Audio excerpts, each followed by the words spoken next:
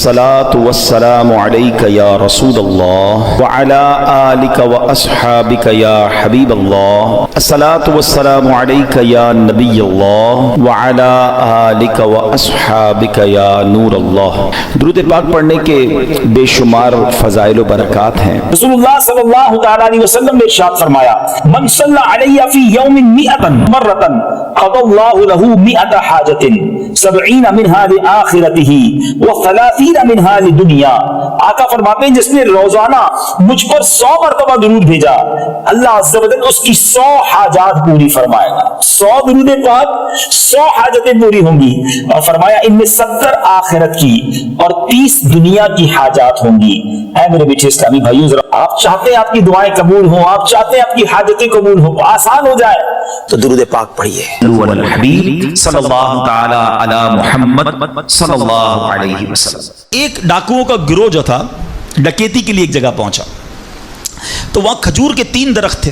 ایک درخت خشک تھا، یعنی اس میں پھل نہیں لگے ہوئے تھے. دوسرا درخت پھلدار تھا. تو ڈاکوؤں کا سردار نے دیکھا کہ ایک چڑیا جو ہے وہ پھلدار درخت سے اڑتی ہے، خشک درخت پر جاتی ہے، واپس پھلدار درخت پہ آتی ہے، پھر خشک درخت پر جاتی ہے. تو اس نے کہا چکر لگائی جا رہی ہے، کوئی ماجرا ہے. تو اس نے غور سے دیکھا تو کیا دیکھا کہ وہ چڑیا جو ہے وہ پھلدار درخت سے جو ہے وہ کھجور لیتی ہے، اور جب خشک درخت پر جاتی ہے تو وہاں ایک اندھا سانپ منہ کھولے بیٹھا ہے. وہ چڑیا جا کر اس کے منہ میں کھجور ڈال کے آتی ہے، پھر دوبارہ جاتی ہے کھجور لا کر پھر اس سانپ کے منہ میں ڈالتی ہے. وہ جب ڈاکوؤں نے دیکھا تو وہ تو حیران ہو گیا، رونے لگ گیا کہ اے اللہ پاک، یہ وہ جانور ہے سانپ جس کو مارنے کا حکم تیرے پیارے حبیب علیہ الصلوۃ والسلام نے دیا ہے، کیونکہ یہ مسلمانوں کو تکلیف پہنچاتا ہے. مگر تو نے جب اس کی آنکھیں لی تو اس کی رزق کا انتظام کر دیا، اور ایک چڑیا کی ڈیوٹی لگا دی کہ وہ جا کر اس کو کھانا پہنچائے. تو میں تو اشرف المخلوقات ہوں، میں تیرے بندوں کو لوٹ رہا ہوں. اے اللہ تو میری توبہ قبول فرما، میں آئندہ ایسا نہیں کروں گا. یہ رونے لگا. اب یہ سوچ رہا ہے، غیب سے آواز آئی کہ اے فلاں، میری توبہ کا دروازہ کھلا ہوا ہے. ڈاکو کہتا ہے یا اللہ میں نے توبہ کی. پھر غیب سے آواز آئی، ہم نے تیری توبہ قبول کر لی. اچھا، جب اس نے توبہ کی تو اس کے سارے ساتھی سن رہے تھے کہ سردار آپ نے توبہ کی، ہم نے بھی توبہ کی. کہا سوچو تو صحیح، ہم ڈکیتی کر رہے ہیں، ہم چوری کر رہے ہیں، رب جب اس اندھے سانپ کو روزی دے گا تو ہمیں کیوں نہیں دے گا؟ ہم اللہ کی قدرت پر یقین کیوں نہ رکھیں؟ سب نے توبہ کر لی. اب جب توبہ کر لی تو انہوں نے کہا کہ اب ایسا کرتے ہیں کہ حج کو چلتے ہیں. سارا قافلہ بنا کر ڈاکوؤں کا قافلہ توبہ کر کے چلا حج کرنے کو. جب مکہ پاک کے قریب پہنچے نا تو وہاں ایک نابینا بڑھیا تھی. وہ ہر قافلے والے سے اس ڈاکوؤں کے سردار کا نام لے کے پوچھتی تھی. وہ بندہ آیا تو ڈاکوؤں کا جب قافلہ ہے تو کہا میں ہی تو وہ ہوں. تو کہا یہ میرے کپڑے تمہارے لیے ہیں. بولا آپ مجھے کپڑے کیوں دے رہی ہیں؟ کہا میرا ایک بیٹا تھا، اور وہ بیٹا جو ہے اس کے کچھ دن پہلے، بڑا نیک بیٹا تھا میرا، کچھ دن پہلے اس بیٹے کا انتقال ہوا ہے. یہ اسی کے کپڑے ہیں. 3 دن سے مسلسل نبی پاک علیہ الصلوۃ والسلام میرے خواب میں تشریف لا رہے ہیں اور فرما رہے ہیں کہ اس نام کا بندہ آئے گا، اس کو یہ کپڑے دے دینا.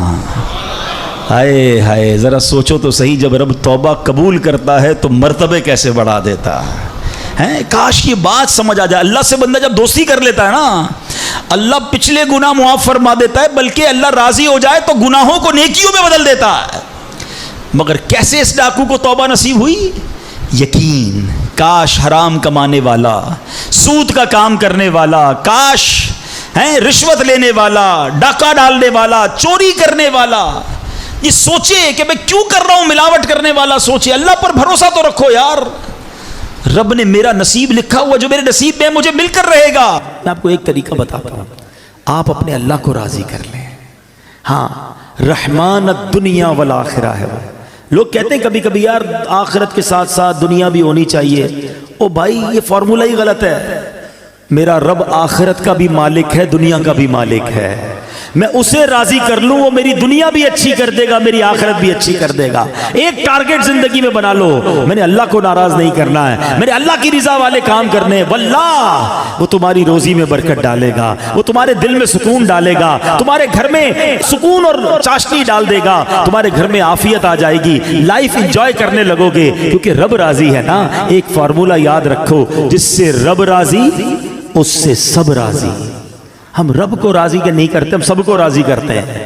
ہمیں رب کو راضی کرنا ہے، اس کی نافرمانی والے کام نہیں کرنے. روایتوں کا مضمون ہے جو بچہ اپنے ماں باپ کے لیے دعا کرنا چھوڑ دیتا ہے اس کا رزق منقطع کر دیا جاتا ہے.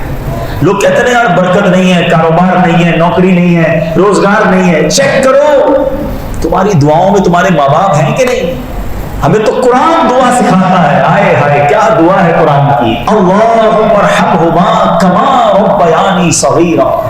اللہ تو ان پر ایسے رحم کر جیسے انہوں نے بچپن میں ہم پر رحم کیا تھا. بچپن میں جس طرح انہوں نے ہمیں پال پوس کر بڑا کیا. اے مالک ہم کو تیری رحمت کے حوالے. ہر دعا میں اپنے ماں باپ کو یاد رکھو. اور روایتوں میں آتا ہے بعد موت میت کا درجہ بلند ہو جاتا ہے. اللہ کی بارگاہ میں عرض کرتا ہے اے میرے رب یہ کس سبب سے میرا درجہ کیوں بلند ہو گیا. اس سے کہا جاتا ہے تیرے بچے نے تیرے لیے دعائیں مغفرت کی ہے اس سبب سے. ارے یاد تو رکھو اپنے ماں باپ کو، وہ بیچارے قبر میں پڑے ہیں. اب تم کیا دے سکتے ہو؟ دعا تو کرو ان کے لیے، ثواب تو پہنچاؤ. تمہاری ہر دعا ان کے درجے بلند کر رہی ہے. اللہ کے حبیب فرماتے جب بھی صدقہ دینا ہو اپنے ماں باپ کی طرف سے دیا کرو، اس کے ماں باپ کو بھی اجر ملے گا، صدقہ دینے والے کے صدقے میں بھی کمی نہیں ہوگی. اپنا تو ہے ہی کچھ نہیں نا، ماں کو ثواب مل گیا. سنو ایصال ثواب جبریل امین لے کر جاتے ہیں. تصور کرو میری ماں کے پاس جائیں اور کہیں تیرے بیٹے نے بھیجا ہے. میرے مرحوم والد کے پاس جائے جبریل امین اور کہے تمہارے بیٹے نے بھیجا ہے. کتنی روح خوش ہوگی کہ بیٹا بھولا نہیں ہے. مگر کئی بیٹے ایسے جو بھول گئے، کئی اولاد ایسی ہے جو اپنے مرحوم ماں باپ کو بھول گئی ہے، نہیں کرتی ایصال ثواب. خود ہی نماز نہیں پڑھتے تو ایصال کدھر سے کریں گے. ارے یاد رکھو انہوں نے ہر دن یاد رکھا تھا، ہر شب میں یاد رکھا تھا، ہر خوشی میں یاد رکھا تھا.